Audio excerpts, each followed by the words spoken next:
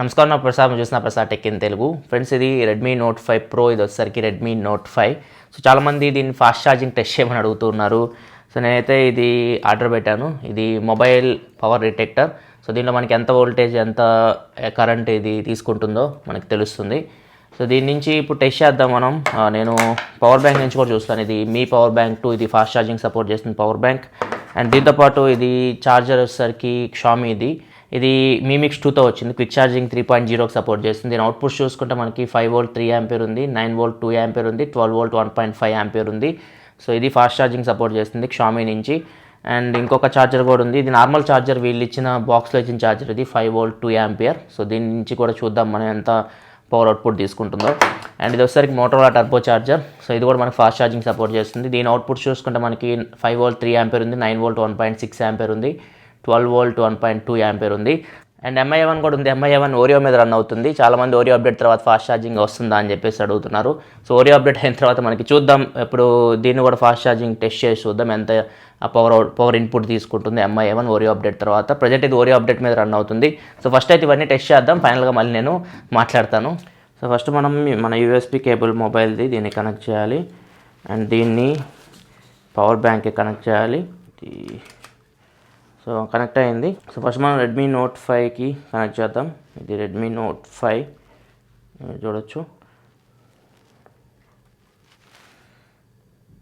So ఇక్కడ మనకు observe చేస్తే మీరు క్విక్ ఛార్జింగ్ అని వస్తుంది. 1 hour 35 minutes పడుతుంది ఛార్జ్ అవ్వడానికి. సో ఇక్కడ మనకు వోల్టేజ్ చూసుకుంటే, సో వోల్టేజ్ మీటర్ వోల్టేజ్ చూసుకుంటే మనకి 8.77 వోల్ట్ అవుట్పుట్ వస్తుంది. అండ్ కరెంట్ వచ్చేసరికి 1.5 ఆంపియర్ వరకు మనకి కరెంట్ అయితే తీసుకుంటుంది. సో ఇది మనకి దగ్గర 13 to 15 వాట్ అయితే మనకి పవర్ అయితే తీసుకుంటుంది. ఫాస్ట్ ఛార్జ్ అయితే అవుతుంది. సో ఇక్కడ మీరు చూడొచ్చు, ఫోన్ అయితే మనకి క్విక్ ఛార్జింగ్ అని వస్తుంది. సో నెక్స్ట్ మనం రెడ్మీ నోట్ 5 ప్రో కూడా చూద్దాం పవర్ బ్యాంక్ తోటి. ఇది రెడ్మీ నోట్ 5 ప్రో, దీన్ని కూడా చూద్దాం. సో ఇది కూడా మనకి క్విక్ ఛార్జింగ్ అని వస్తుంది. సో ఇది కూడా మనకి దగ్గర అంతే తీసుకుంటుంది. అవుట్పుట్ చూసుకుంటే మీకు ఇక్కడ మీరు చూడొచ్చు, దగ్గర అంతే అవుట్పుట్ తీసుకుంటుంది. దగ్గర 13 వాట్ వరకు మనకి పవర్ అవుట్పుట్ అయితే తీసుకుంటున్నాయి పవర్ బ్యాంక్ నుంచి. సో క్విక్ ఛార్జ్ అయితే అవుతున్నాయి. ఇప్పుడు మనకి పవర్ బ్రిక్స్తో ట్రై చేద్దాం. పవర్ బ్రిక్స్ మనకి ఫాస్ట్ ఛార్జ్ అవుతుందో లేదో బ్రిక్స్తో ట్రై చేస్తే. పవర్ బ్యాంక్తో అయితే ఫాస్ట్ ఛార్జింగ్ అయితే అవుతున్నాయి. సో ఇప్పుడు నేను రిమూవ్ చేస్తున్నాను. సో ఇప్పుడు మనకి ఇది చూద్దాం. ఇది వచ్చేసరికి వాళ్ళు ఇచ్చిన ఛార్జర్ ఎంత తీసుకుంటుందో చూద్దాం. దీని అవుట్పుట్ చూసుకుంటే మనకి ఇది 5V 2 ఆంపియర్ ఛార్జర్. ఇది ఫాస్ట్ ఛార్జింగ్ అయితే సపోర్ట్ చేయదు. సో ఒకసారి మనం దీని నుంచి పెట్టి చూద్దాం ఎంత తీసుకుంటుందో. సో ఇక్కడ మీకు కనపడుతుంది అనుకుంటా. సో ఇక్కడ మనకి ఇది 5.29 volts 1.8 ఆంపియర్ తీసుకుంటుంది. సో దగ్గర మనకి 10 వాట్ వరకు మనకి పవర్ అవుట్పుట్ అయితే వస్తుంది. సో ఈ ఛార్జరే మనకి ఫాస్ట్ ఛార్జింగ్ సపోర్ట్ చేయదు, పవర్ బ్రికే. సో ఇప్పుడు మనం ఇది చేంజ్ చేసి చూద్దాం. సో నేను కనెక్ట్ చేసింది రెడ్మీ నోట్ 5 ప్రోకి. ఇది షామీ పవర్ బ్యాంక్. ఇది మీ మిక్స్ 2తో వచ్చింది. ఇది క్విక్ ఛార్జింగ్ 3.0కి సపోర్ట్ చేస్తుంది. సో దీన్ని కనెక్ట్ చేసి చూద్దాం మనం. సో ఇది quick charging 3.0 power bank. So ఇప్పుడు ఇది చూడొచ్చు మనకి 5.36 5.59. సో వోల్ట్స్ మనకి పెరుగుతున్నాయి. ఇక్కడ మీరు చూడొచ్చు, చిన్నగా మనకి 6కి వెళ్ళింది. సో ఇక్కడ మీరు చూడొచ్చు మనకి 6. సో దగ్గర ఇది కూడా మనకి 9 వరకు వెళ్తుంది నాకు తెలిసి. చూద్దాం, మనకి చిన్నగా పెరుగుతుంది మనకి వోల్టేజ్ అయితే.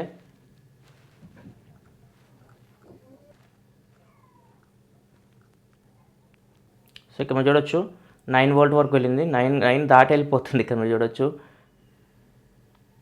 ఫ్రెండ్స్. మ్యాక్సిమం మనకి 9.2 into 1.22 1.24 వరకు వెళ్తుంది. అంటే దగ్గర మనకి 11 to 12 వాట్ వరకు మనకి పవర్ అవుట్పుట్ అయితే తీసుకుంటుంది. సో ఇక్కడ మనం చూస్తే ఫోన్ అయితే క్విక్ ఛార్జింగ్ అని వస్తుంది. క్విక్ ఛార్జింగ్ 1 hour 26 minutesలో ఫుల్ అయిపోతుందని చెప్తుంది. 4000 mAh బ్యాటరీ. ఇది బ్యాటరీ లెవెల్ ఇప్పుడు మనకి 41% దగ్గర ఉంది. ఇప్పుడు నోట్ 5 కనెక్ట్ చేశాను. నోట్ 5 36% దగ్గర ఉంది. ఇది కూడా 1 hour 33 minutesలో ఫుల్ ఛార్జ్ అయిపోతుందని చెప్పేసి వస్తుంది. సో వోల్టేజ్ చూద్దాం, వోల్టేజ్ ఎంత తీసుకుంటుందో నోట్ 5.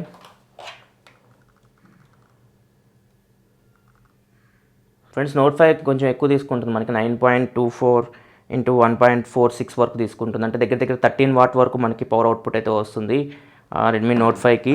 అండ్ నెక్స్ట్ మనం టర్బో చార్జర్తో కూడా చూద్దాం. టర్బో చార్జర్ ఇది వీళ్ళ చార్జర్ షామీది. సో వేరే థర్డ్ పార్టీ చార్జర్తో మనం ఛార్జ్ పెడితే ఎంత అవుట్పుట్ తీసుకుంటుందో ఒకసారి మనం చూద్దాం.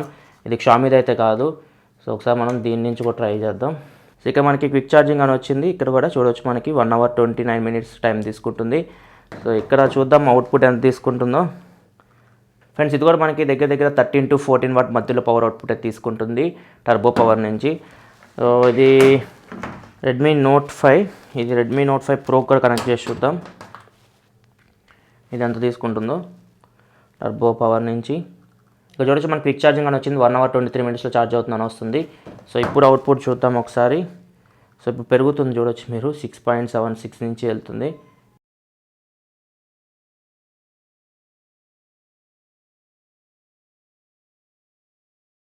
సో దగ్గర 14 watt వరకు మనకి పవర్ ఇన్పుట్ అయితే తీసుకుంటుంది.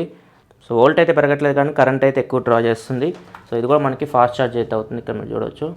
ఫ్రెండ్స్ MI1 టెస్ట్ చేద్దాం. ఇప్పుడు మనం MI1 మన ఓరియో అప్డేట్ మీద రన్ అవుతుంది. సో చూద్దాం ఎంత అవుట్పుట్ తీసుకుంటుందో. సో మ్యాక్సిమం ఇది మనకి 5 volt 1.95, 5 volt 1. So 5 volt 2 ampere వరకే తీసుకుంటుంది. ఇక్కడ మీరు చూడవచ్చు. సో దగ్గర 10 to 11 watts వరకు మనకి పవర్ అవుట్పుట్ అయితే తీసుకుంటుంది. సో ఇది మనకి ఫాస్ట్ ఛార్జ్ అయితే అవ్వట్లేదు, 9 watts కూడా వెళ్ళట్లేదు, 5 volt దగ్గరే ఉంది. సో దగ్గర మనకి 10 to 11 watt వరకు పవర్ అయితే డ్రా చేస్తుంది.